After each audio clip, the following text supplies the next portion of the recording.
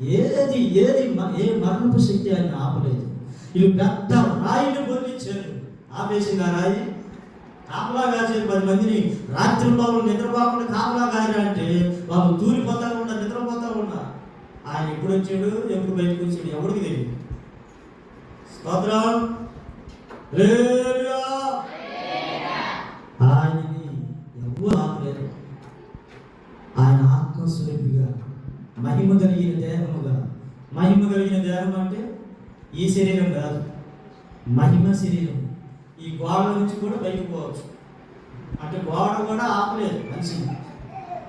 అటువంటి అద్భుతమైన మహిమ కలిగిన దేహంతో నా ప్రభు ఆయన సమాధిలో నుంచి బయటకు వచ్చాడు. స్తోత్రం చెప్పు గట్టిగా. హల్లెలూయా. అయిపోయింది, ఆయన జీవితం అయిపోయింది అనుకున్నారు. ఇక జీవితం ఎన్నడూ పైకి రాడు అని అనుకున్నారు. అయిపోయింది, ఆయన చరిత్ర క్లోజ్ అనుకున్నారు.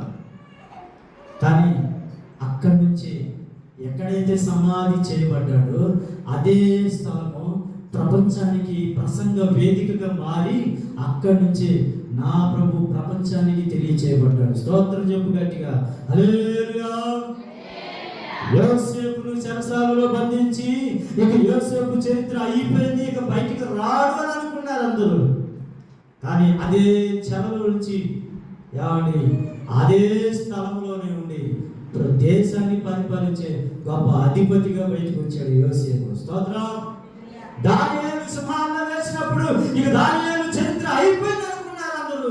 కానీ అదే సింహాల బోర్డులో నుంచి అధిపతిగా ఆయన దేవుడు ఆ దేశానికి ముఖ్యమైన అధిపతిగా ఆయన బయటకు వచ్చాడు దానియేలు. స్తోత్రం. షడ్రకు మేషకు అబేద్నెగో వారు అగ్నిగుండంలో వేస్తే అయిపోయింది వారి చరిత్ర అనుకున్నారు. కానీ అదే అక్కడి నుంచే చరిత్ర స్టార్ట్ అయింది షడ్రకు మేషకు అబేద్నెగో వారి జీవితంలో.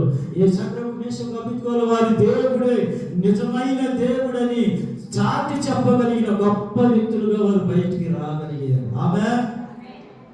ఎవరండి ఆపగలిగేది? సేవకులను ఆపుతారేమో కానీ దేవుని పనిని ఎవరు కూడా ఆపలేరు.